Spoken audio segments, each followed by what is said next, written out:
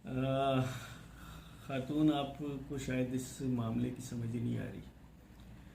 मैं ये चीज़ पहले दिन से बोल रहा हूँ कि ये क्राइम है, ये क्राइम है, ये क्राइम है कि किसी जो माइनर है उसकी शादी करवा दी जाए। ये सिंध के अंदर क्राइम है, पाकिस्तान के कानून के मुताबिक क्राइम है। चाहे बच्ची का बाप ही क्यों ना शादी करवा दे, ये क्राइम है। आई से again, it is a crime. आपको ये क्यों चीज़ समझ नहीं आ रही है? कभी झूठे सच्चे आप इल्ज़ामात, कभी कज़न का, कभी कुछ लगा रही हैं आप। तो मैं अगर आज इस चीज़ के ऊपर स्टैंड लेके बैठा हूँ कि मेरी बेटी माइनर है, अगर लेट से एक सिंगल स्प्लिट सेकंड के लिए ये सोच भी लिया जाए कि ये इंसिडेंट ऐसे ही है जैसे आप लोग शो करने की कोशिश कर रही हैं, तो तब भी ये क्राइम है। आपको एटलीस्ट कम से कम पाकिस्तान के कानून को तो यार समझने की कोशिश करो आप लोग। ये क्राइम है किसी 13 साल 11 महीने की बच्ची को इस तरह से घर से भगाना और उसके बाद उसकी शादी कर देना। आप लोग यही रंग देने की कोशिश कर रही है ना। चलिए, मैं आपका सिंगल स्प्लिट सेकंड के लिए ये बात मान लेता हूँ कि ये ऐसा हुआ, तब ये क्राइम है। ये तब भी क्राइम था अगर मैं किसी कज़न से उसकी शादी 13 साल 11 महीने या अंडर एज 18 साल से कम उम्र में शादी सिंध में कर दूँ। मेरा ख्याल है पंजाब में भी मैं उसे 16 साल से कम उम्र में शादी नहीं कर सकता। तो आप क्यों इस बात को समझ नहीं रही? वफाकी शरई अदालत के मुताबिक, वफाक के मुताबिक भी ये 18 साल का वो पास हो चुका है कि 18 ईयर्स से कम नहीं हो सकती। सिंध में तो ये बड़ी सख्ती है इस चीज़ की। आप क्यों एक चीज़ के ऊपर ढंडोरा पीट रही हैं बार बार? और सेकेंडली, जिस कज़न की बात आप कर रही हैं वो बेचारा तो खुद मंदनीशुदा है, और उसका जो है वो मेरी बेटी से उसका बहुत बड़ा एज गैप है। मेरा ख्याल है कम से कम उसका कोई 9-10 साल का एज गैप होगा। मैं क्यों इस तरह करूँगा? ये जुल्म है। अगर मैं आज अपनी बच्ची के ऊपर हुए जुल्म के अगेंस्ट खड़ा हुआ हूँ तो मैं उस अपनी बच्ची पर ऐसा जुल्म क्यों करूँगा? मैं बरमला ये बयान दे रहा हूँ यहाँ पे आपकी वीडियो में मौजूद। कभी ना कभी तो ज़ाहिर है ज़िंदगी तो चलती रहेगी और टाइम पास हो जाएगा, वक्त गुजर जाएगा। इंशाल्लाह मेरी बेटी इस दौरान बाजियाब हो जाएगी बड़ी जल्द ही। और मैं रिक्वेस्ट करूँगा कि आप भी दुआ करें कि जो सच है वो सामने आए। एटलीस्ट आपको ये दुआ तो करनी चाहिए। अ, आप देखेंगी कि अगर कभी ऐसा हुआ तो। सेकेंडली, एक चीज़ मैं आपको बड़े क्लियरली बता दूं।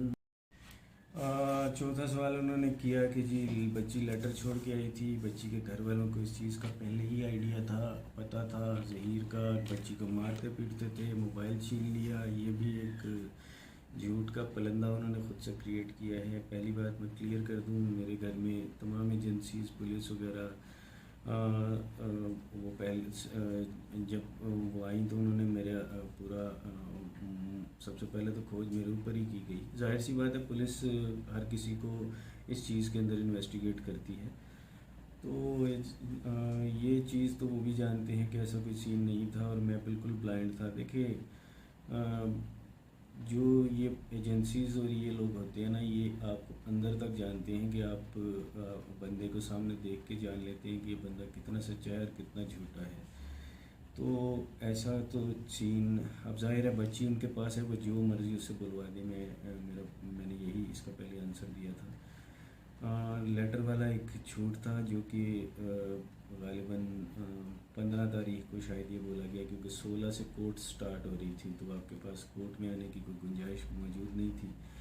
तो आपने डाइवर्ट करने के लिए ये बच्ची से झूठ बुलवाया इस गैंग ने। मैं आपको नहीं पॉइंट कर रहा मैडम, मैं इस गैंग को पॉइंट आउट कर रहा हूँ।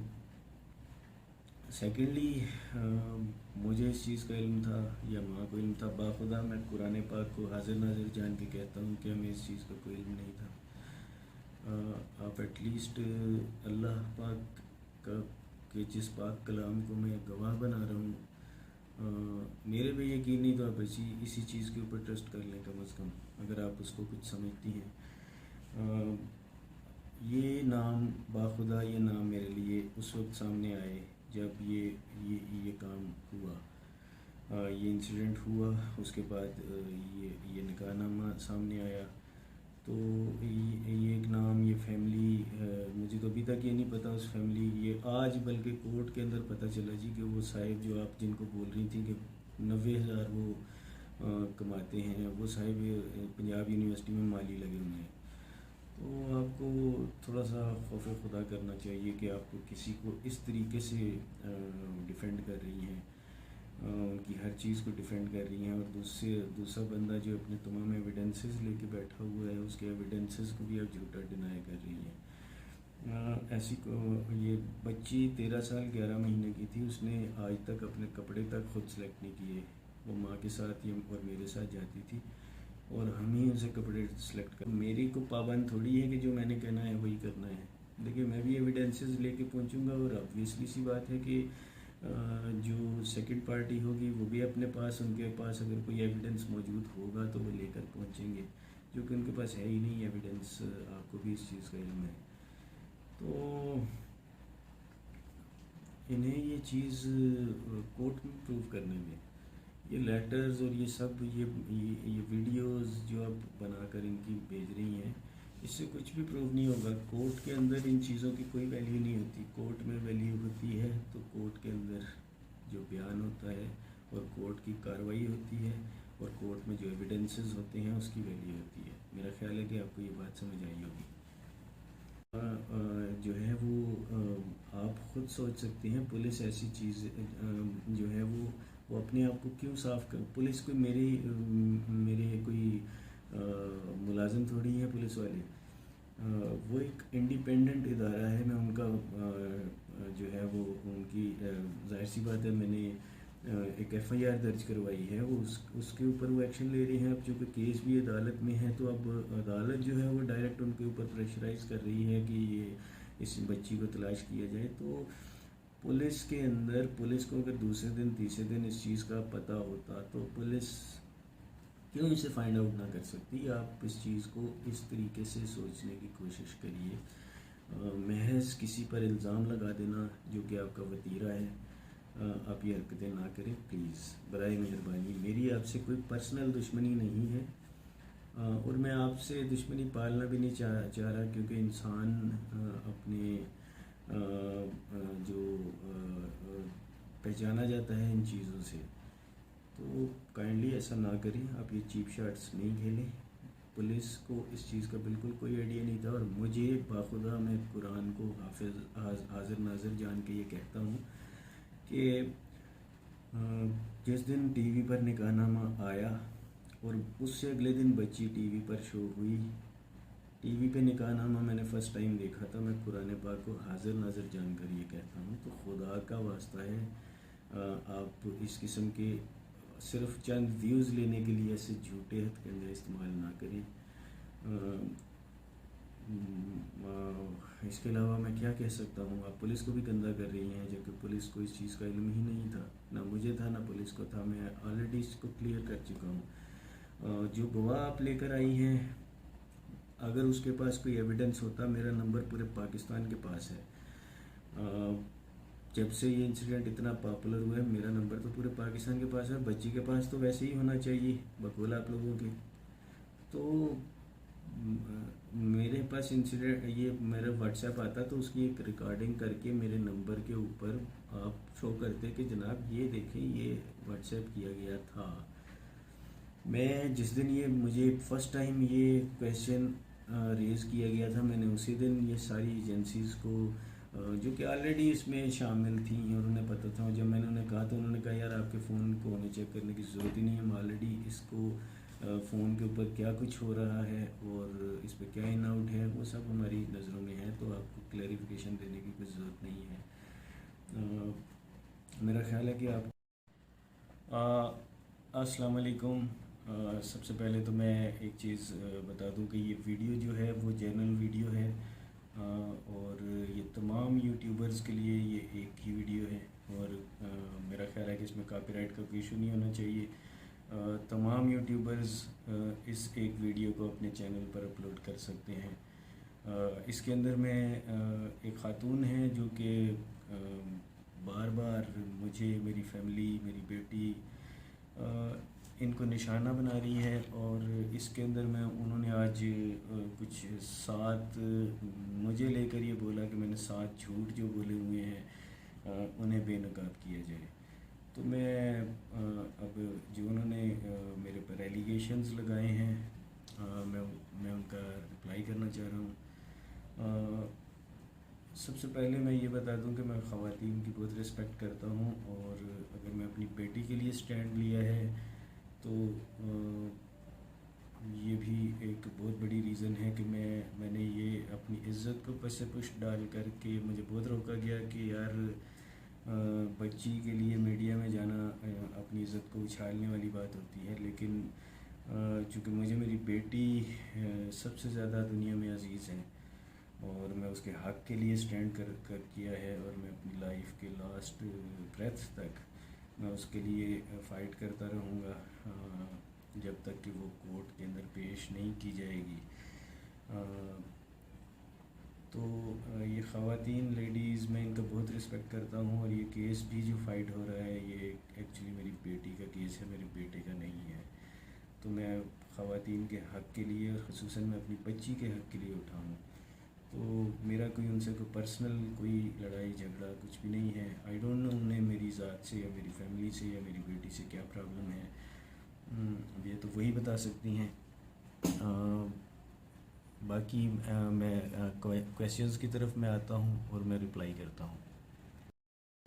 अच्छा, अब इनका तीसरा सवाल है जी कि व्हाट्सएप बच्ची ने निकाहनामा जिस दिन निकाह हुआ उसी दिन या उससे अगले दिन उन्होंने मुझे व्हाट्सएप किया। इस सिलसिले से इन्होंने कोई एक अपनी तरफ से गवाह भी खड़ा करने की कोशिश की है इस चीज़ का। शायद इनका ज़हन इंतहाई बचगाना है, नहीं इल्म नहीं है कि मेरा फ़ोन अंडर ऑब्ज़र्वेशन था। मेरे घर के फ़ोन अंडर ऑब्ज़र्वेशन थे, और मेरे फ़ोन घर के तो भी लिए गए थे फोरेंसिक के लिए, और मुझे गालिबन 1 हफ़्ते के बाद मिले थे। इनको शायद ये इल्म ही नहीं है कि जब आपका केस इतना वो हाईलाइट हुआ तो मेरे घर में एजेंसी सेकंड डे से आनी शुरू हो गई। 16 तारीख को ये इंसिडेंट हुआ। 17 तारीख को जिस दिन इन्होंने कहा कि निकाह हुआ यानी 17 उसी दिन निकाह हुआ इनका जो पेपर है, तो उस दिन से अगले दिन इन्होंने कहा निकाह वाले दिन या उससे अगले दिन उन्होंने कुछ इस तरह से बोला है।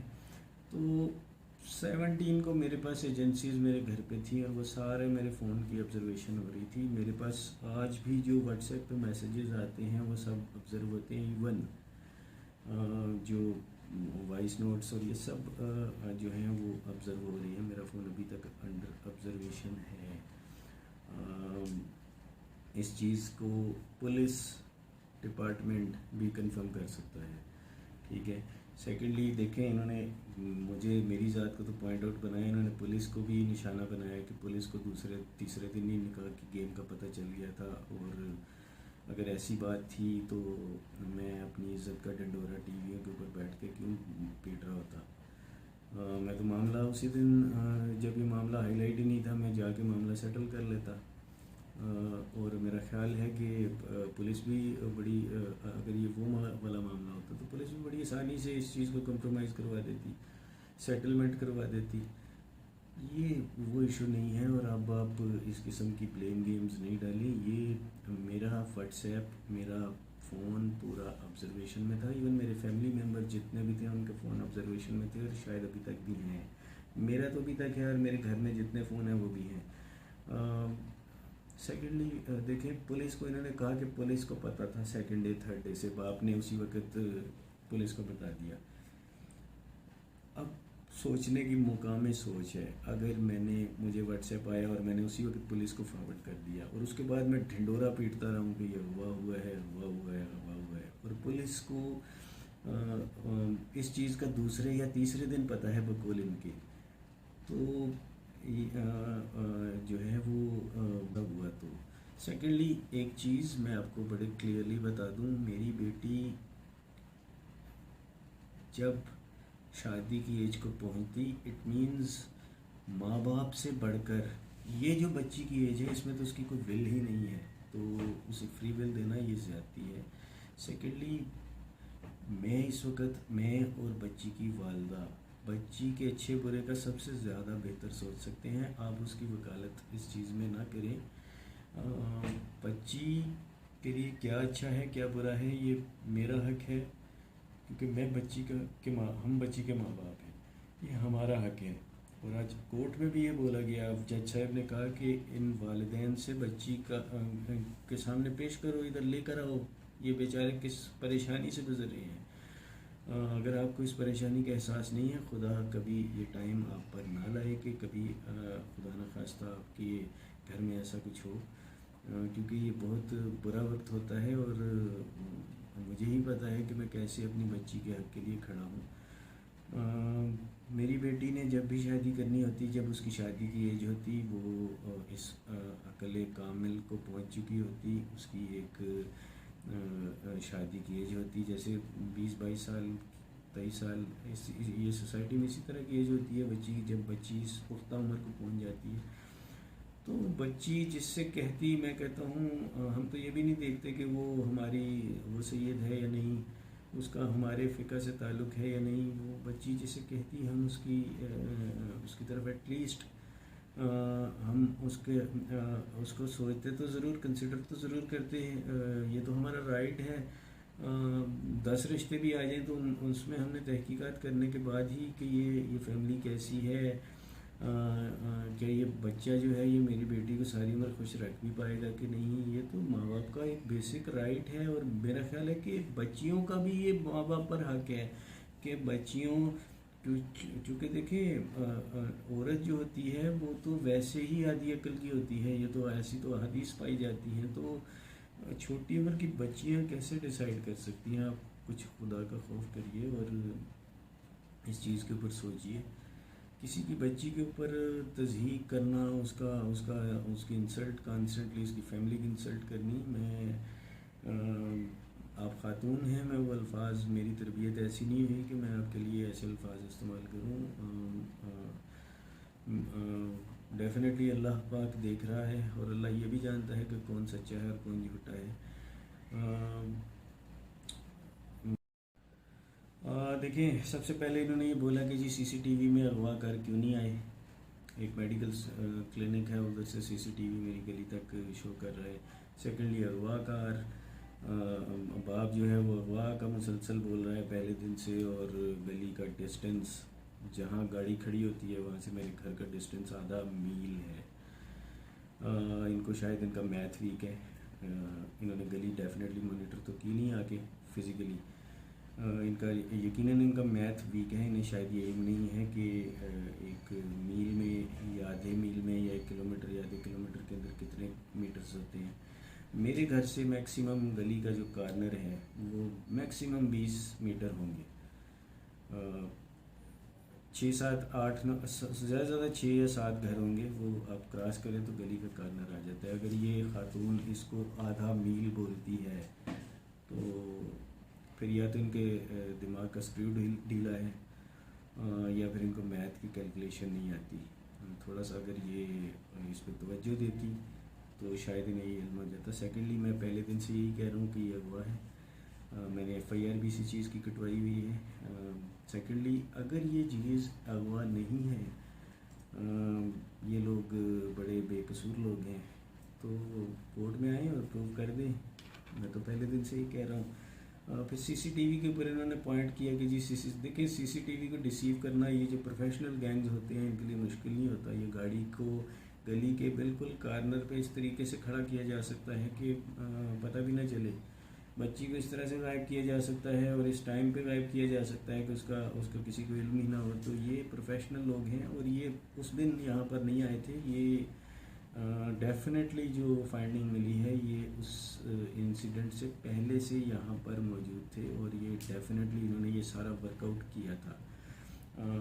देखें, मैं जो बोल रहा हूँ 100% वो जब ये फाइंडिंग्स आएंगी तो उस वक़्त ये सब चीज़ें वो होंगी। अब तो अगर मैं अगवा का ये नाम दे रहा हूँ तो मैं तो चले बच्ची का बाप हूँ, मैं गलत बयानी भी कर सकता हूँ। लेकिन अगर गवर्नमेंट के ऑफिशियल्स,